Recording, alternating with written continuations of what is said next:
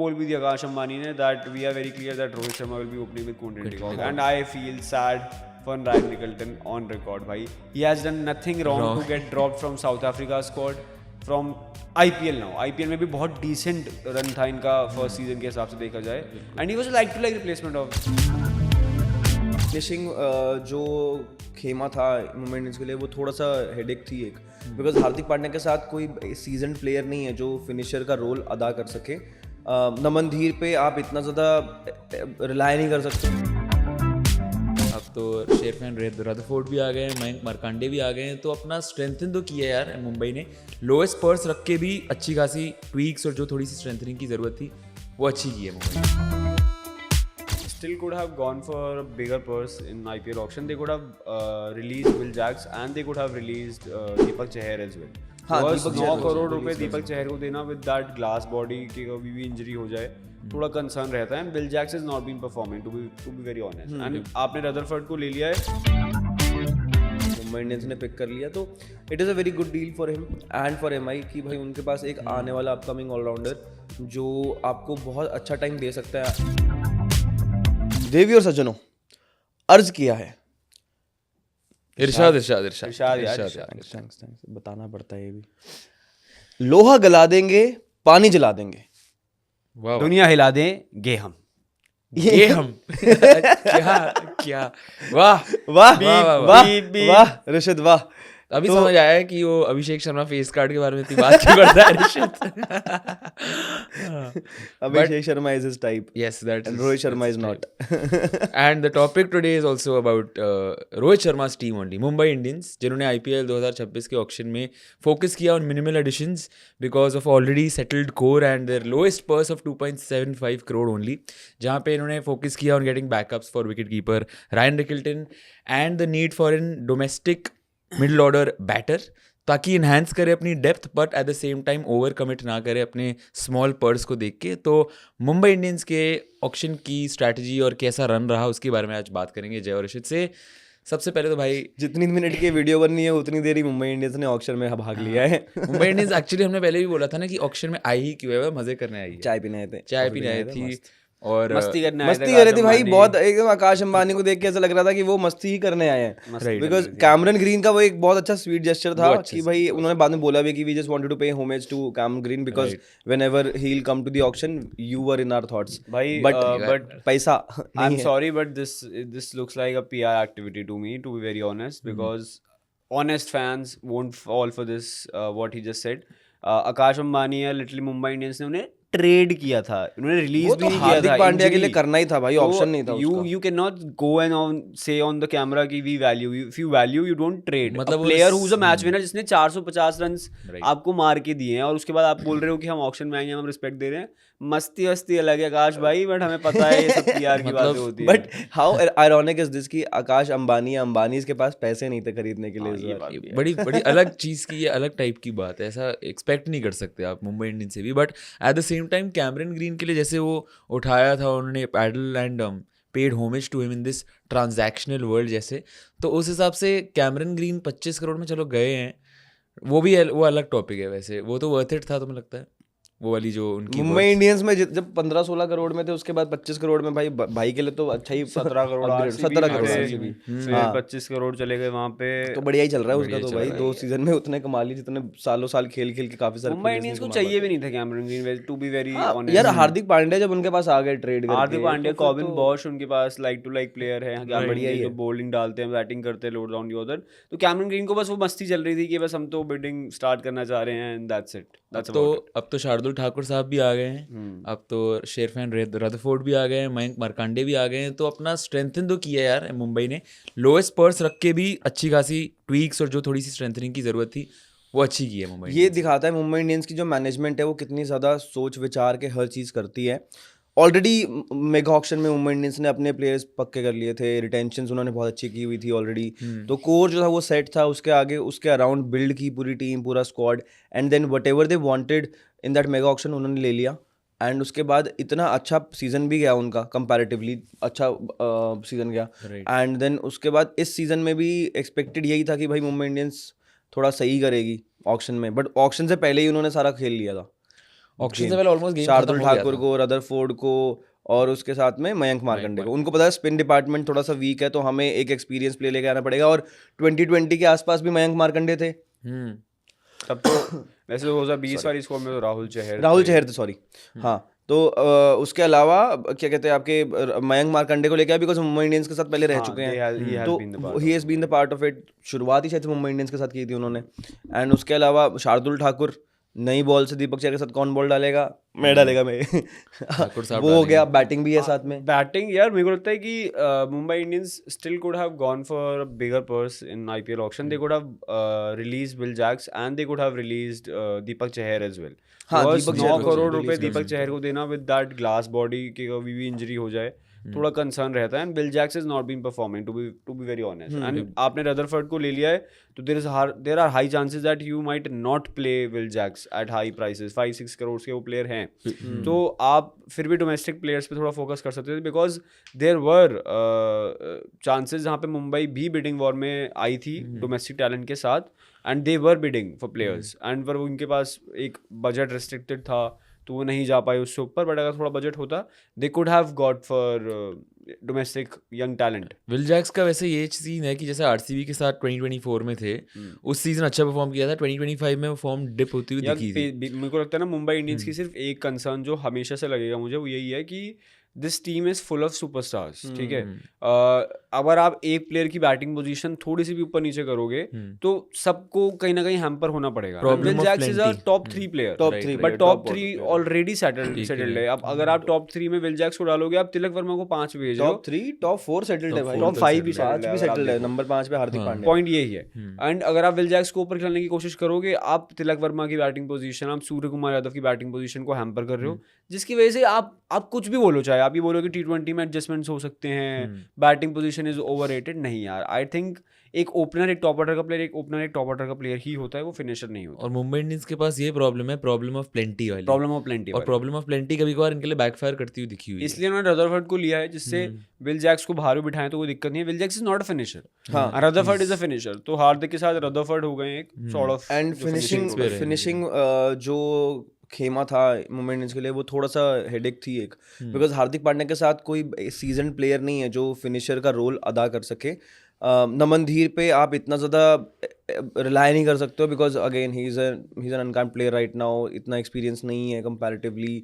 Talent बहुत है, of course है, बट एक सीजन प्लेयर चाहिए था उस जगह पे फिल करने के लिए, to just give that push to Hardik Pandya as well कि भाई आप करो, मैं हूँ नीचे, कोई बात नहीं। वो ट्रस्ट एक तरीके से किसी और को दिखाना ना, कि मे बी ट्रस्टिंग होना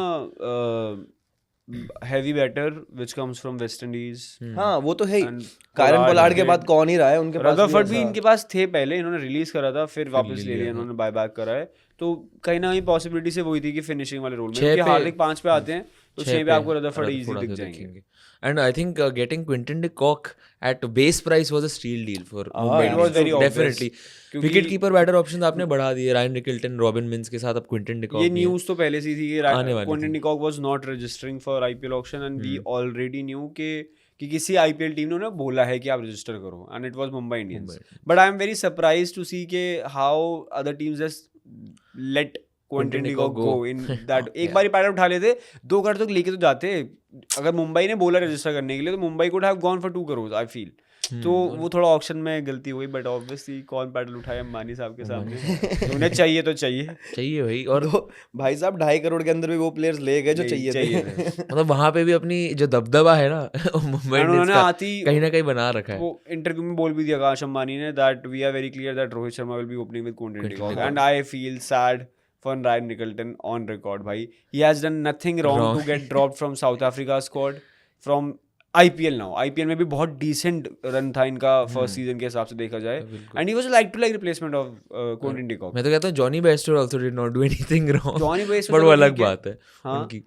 बट रायन निकल्टन तो कुछ भी नहीं किया यार, साउथ अफ्रीका की स्क्वाड से भी बेचारे बाहर बैठे हुए हैं जब से क्विंटन डी कॉक वापस आए हैं। ये गलत हुआ है, क्विंटन डी कॉक की भी गलती थोड़ा ना इसके अंदर यार। ये तो कोई बात थोड़ी है कि आप बाहर चले गए, आप अंदर रिटायरमेंट ले ली। बट वो तो टीम मैनेजमेंट भी वो होता है ना कि उनकी मर्जी है, वो खिलाना चाहते हैं नहीं खिलाना चाहते हैं। Team management if you are capable enough, if you are talented enough and you think भाई मैनेजमेंट को लगता है कि you should be in the 11, तो they will take it. And you already have a settled core, but तो आपको थोड़े बहुत ही ऐसे एक बिगी ले लिया आपने, लाइक क्विंटन डिकॉक, और कुछ डोमेस्टिक एडिशंस आपने कर यार दिए। इनकी टीम तो सब बैठे बैठे बना लेंगे, मतलब अगर आप किसी लॉकडाउन किट से भी बोलोगे ना, वो भी बैठे बैठे टिप्स बना देगा कि ओपनिंग रोहित शर्मा के साथ क्विंटन डिकॉक करेंगे, नंबर 3 पे सूर्य आएंगे, नंबर 4 पे तिलक आएंगे, नंबर 5 पे हार्दिक आएंगे, 6 पे ऐसे चलता रदरफोर्ड रहेगा। आएंगे। बॉलिंग में इनके पास बोल्ट है जो पहले के ओवर डालेंगे, इनके बीच में बुमराह आएंगे, दीपक शार्दुल चहर है, दीपक है, मयंक मार्कंडे है, मिचेल सैंटनर है। अब कॉर्बिन बॉश की भी काफी वो हो गई है, प्रमोशन हो गई है in terms of south Africa, तो काफी एक्सपीरियंस कॉर्बिन बॉश को भी आ गया। प्लस अब न्यू बॉल से भी अगर बॉल डालनी है तो you don't have to just rely on Deepak Chahar या फिर ट्रेंट बोल्ट, उनके साथ में शार्दुल ठाकुर भी आते हैं, उनके साथ में हार्दिक पांड्या भी अब नई बॉल से डालते हैं, अच्छा बॉल डाल रहे हैं इंडिया के लिए भी। तो अब वो एक्सपीरियंस के साथ भी और स्ट्रेंथन हो गए इनका fast bowling attack. Spin attack में भी ऐसा हो गया कि अब मिचेल सैंडनर के साथ अला गजनफर इस बार अवेलेबल है, वो अच्छा है, वो लाइक टू लाइक बैकअप कह लो या रिप्लेसमेंट कह लो, लाइक टू लाइक नहीं बट एटलीस्ट एक ओवरसीज स्पिनर का जो स्लॉट है, ऑलराउंडर का स्लॉट है, वो वहाँ पे फिल होता है बैकअप के तौर पे अला गजनफर के साथ। और फिर मयंक मार्कंडे लेग स्पिनर, जो कर्ण शर्मा ने लास्ट ईयर रोल अदा किया था, अब थोड़ा यंगर वर्जन आ गया है वहाँ पे उस रोल के लिए। इम्पैक्ट प्लेयर के रूप में आपको देखे जाएंगे रोहित शर्मा। डोमेस्टिक अरे editions Rohit Sharma, I don't think Rohit Sharma इस बार इम्पैक्ट प्लेयर के तौर पे यार खेलेंगे जिस भाई। तरीके से फिटनेस पे अपनी ध्यान देके आए हैं रोहित शर्मा, यार यार इम्पैक्ट प्लेयर करण भाई ने एक चीज बोली थी, it was not about fitness. Karan Sharma जब आए थे उन पॉडकास्ट में, उन्होंने बोला था कि एक रोहित शर्मा ही ऐसे प्लेयर हैं जो आपको वैल्यू प्रोवाइड करके नहीं दे रहे हैं बल्लेबाजी के अलावा। क्योंकि अगर आप देखोगे सब, तिलक वर्मा भी हाथ घुमा लेते हैं बॉलिंग में, ठीक है, रोहित शर्मा भी करते हैं, बट आप उससे बॉलिंग करवाते नहीं Rohit. But it is not about that ना, मेरे हिसाब से तिलक वर्मा हर बार ओवर तो डालते नहीं है फील्ड में आके, but Rohit Sharma, Tilak Varma is a better fielder than Rohit Sharma भाई एनी डे। वो तो what about the game plan and game sense? वो Hardik, but when you compare it like Tilak Varma की यार एज फैक्टर भी आ जाता है ना, फिर अभी ऑब्वियसली रोहित शर्मा और तिलक वर्मा को आप एक तरीके से अब नहीं कंपेयर आज करो कि बेटर फील्डर। फील्डिंग की बात करो तो भाई ओडीआई में जिस तरह से फील्डिंग कर रहे थे रोहित शर्मा इस वक्त पे, बीच में से भाई कवर्स के आगे कैसे बॉल पकड़ी थी, बीच में से बॉल तो विराट कोहली की भी निकल जाती है, विराट कैचेस भी छोड़ देते हैं, कुछ कैचेस भी छूट जाते हैं। नहीं अगर आप कंपैरिजन कर रहे हो तो भगा लो, रेस लगवा लो विराट और रोहित की अभी भी, लगवा लो भाई। पॉइंट ही क्या है इस चीज का, भाई रोहित शर्मा खेलेंगे जरूर। पॉइंट रोहित शर्मा का ये है, रोहित शर्मा बहुत बढ़िया फॉर्म में है, इस बार ऑरेंज कैप का सीजन भी आ सकता है, बहुत बढ़िया है। But as an impact player मुझे अभी भी लग रहा है कि वो रोहित शर्मा को भी बाहर बिठाएंगे, बिठाना नहीं चाहिए जिस हिसाब से उनकी फिटनेस है, और जिस हिसाब से अगर उन्हें 2027 का वर्ल्ड कप खेलना है, क्योंकि ये एक एक्सक्यूज बन जाएगा for the team, Indian team management and for the coach, कि ये तो 20 ओवर फील्डिंग नहीं कर पाती, 50 ओवर क्या करेंगे, this will be the excuse. But again this will be a big call for Mumbai Indians management if Rohit wants to communicate कि मुझे पूरे गेम खेलना है, वो खेलेंगे। But pressure is on Rohit Sharma only Mayank then. Markande as an impact player खेलेंगे तो दिक्कत क्या है, वो तो वैसे भी इधर वेज बॉलिंग में ही कंट्रीब्यूट करेंगे, वो ना बैटिंग और ना ही इतनी अरे तो मतलब अगर बैटिंग फर्स्ट है तो रोहित टीम में है, बॉलिंग फर्स्ट है तो मयंक टीम में है। बट एक और मयंक इन्होंने लिया है अच्छा खासा, ट्रेंट बोल्ट, मयंक रावत, अच्छे डोमेस्टिक एडिशंस किए, बहुत सही एडिशन हुआ, मतलब we have been waiting for Mayank Rawat, इतने साल हो गए भाई, वो डीपीएल में या डोमेस्टिक में परफॉर्म करता आ रहा है player, and everybody in the DPL circuit जिससे बात करो कि यार अच्छा एक कौन सा प्लेयर है जो जाना चाहिए आईपीएल में, मयंक रावत हर प्लेयर की जबान पे नाम रहता है, बिकॉज वो बैट और बॉल दोनों से अच्छा कंट्रीब्यूट करके देता है और वो बंदा परफॉर्म करता आ रहा है। तो इस बार he has got the dues and इस बार रिकॉग्निशन मिला, and that too from MI, Mumbai Indians ने पिक कर लिया, तो it is a very good deal for him and for MI कि भाई उनके पास एक आने वाला अपकमिंग ऑलराउंडर जो आपको बहुत अच्छा टाइम दे सकता है और अच्छी बॉलिंग डालता है, स्पिनर है और साथ में बैटिंग भी करता है मिडिल ये एमआई ने अच्छी की है ना कि इस बार डोमेस्टिक एडिशंस अच्छे किए हैं। देखो अथर्व को लेकर की भी अगर आप बात करो या मयंक रावत, दोनों ऑलराउंडर के ऑप्शंस उठा लिए मुंबई इंडियंस ने, तो इतना जितना उनका था remaining purse of only 2.75 crore उसमें भी स्टील डील्स कर लिए बाय टेकिंग दीज अथर्व को लेकर। वाली चीज है ना, मयंक मुंबई में रावत स्काउटिंग ही होती है, दैट स्काउटिंग आप प्रॉपर्ली कर लो, then these players will give you fruit, तो उन्होंने वो चीज़ कर ली है। ऑल्दो बट इनके बैकअप्स भी बहुत स्ट्रॉन्ग है, अगर हम आप देखो इनके ओवरसीज स्लॉट्स में Boult and Quinton de Kock is shot, then Mitchell Santner will be there, then it depends कि रदरफोर्ड को खिला रहे हैं, विल जैक्स को खिला रहे हैं जो एक फिनिशर का रोल प्ले करेगा, तो 4 तो यही हो गए आपके। कॉर्बिन बॉश जैसा प्लेयर आपको बाहर बैठा हुआ दिख रहा है, तो आप मतलब बहुत प्रॉपर वही हो गया ना, प्रॉब्लम ऑफ प्लेंटी बिट से हुई। कॉर्बिन बॉश बाहर बैठे, रॉबिन मिन्स मुझे लगता है कि एक फिनिशर जो अभी तक क्लिक नहीं करे हैं, बट अगर वो क्लिक करते हैं आईपीएल लेवल पे वो बहुत बड़ा प्लेयर बन सकता है। और एक और टॉप एडिशन है दानिश मालेवर के बारे में बात करते हैं हाँ, टॉप top ऑर्डर order में में good batting- top order addition good top order addition, but अभी ऑफ कोर्स जगह नहीं होगी, अगर कोई इंजर्ड होता है तब भी हमारे पास ऑलरेडी इतने सारे प्लेयर्स हैं, बट अच्छा है, ग्रूम होने के लिए बेटर है, और फ्यूचर के लिए अच्छा ही यार, एक्सपीरियंस मिलेगा, तो एज अ प्लेयर आप इवॉल्व ही होगे वहाँ से। आई एम जस्ट ग्लैड कि सिर्फ हार्दिक पांड्या के शोल्डर्स पर आप हेविली नहीं रिलाई करोगे रदरफोर्ड के आने से मिडिल ऑर्डर पे ना, एक तरीके से हार्दिक पांड्या को वहाँ पे सपोर्ट मिल जाएगा। एग्जैक्टली, और उसके साथ साथ अगर रदरफोर्ड नहीं तो आपके पास कॉर्बिन बॉश है, वो भी मिडिल ऑर्डर में आके थोड़े बहुत रन तो बना देते हैं अच्छा, और हमने डिपेंड देखा है कि करता है भाई ना कि 4 आपके ओवरसीज स्लॉट के हैं, इसमें से 2 तो शॉट है ही ना, बोल्ट और बोल्ट और क्विंटन क्विंटन खेलेंगे। डिकॉक। अब मिचेल सैंटनर खेलेंगे या फिर कॉबिन वॉच खेलेंगे, रदरफोर्ड खेलेंगे या विल जैक्स खेलेंगे।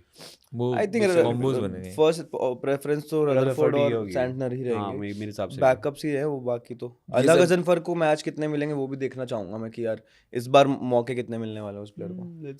लेट्स सी, तो प्लेइंग 11 एक बार देख लेते हैं फिर मुंबई इंडियंस की क्या रहने वाली है। वैसे आपको भी अगर क्या लगता है मुंबई इंडियंस की क्या प्लेइंग 11 लगती है, व्हाट डू यू यार think could be obviously Rohit if you had to Sharma, just make it? Rohit Sharma, Quinton de Kock, number 3 पे सूर्य कुमार यादव, नंबर 4 पे तिलक वर्मा, नंबर 5 पे हार्दिक पांड्या, नंबर 6 पे रदरफोर्ड, 7 पे आपके नमनधीर को भी कभी कभी भेज देते हैं, 7 पे नमनधीर, 8 पे दीपक चहर, 9 पे शार्दुल ठाकुर, 10 पे बोल्ट और 11 पे मयंक मार्कंडे, और इम्पैक्ट में बुमराह आ जाते हैं।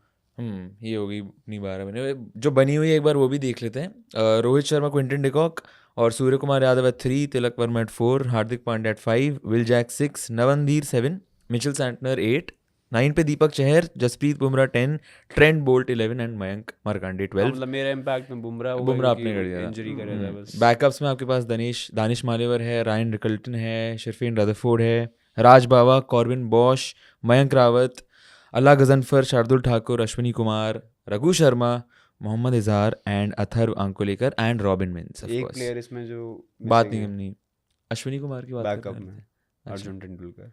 ओह, he is not there. Lucknow fans will be Lucknow happy, fans would be happy. Very happy. I just hope कि he gets some games in Get some Lucknow. play, yeah. Let's see what happens if MI 6 trophy loading और not, we'll सी। अभी तो 6 साल होने वाले हैं team ना, तो 6 हमेशा साल हो लगती गए। है बहुत सॉलिड, टीम Yeah. हमेशा बहुत सॉलिड लगती है, बट दूसरी टीम्स भी, श्रेयस अय्यर भी Strong लग रही मूंगफली है। खाने नहीं आए थे जब उन्होंने बुमराह को चौके मारे। तब तक आप भी हमें कमेंट सेक्शन में बताओ कि आपको क्या लगता है मुंबई इंडियंस की रन एट IPL 2026 ऑक्शन कैसी रही, 6 ट्रॉफी लोडिंग और नॉट। तब तक के लिए भाईजान signing off, thank you so much for watching.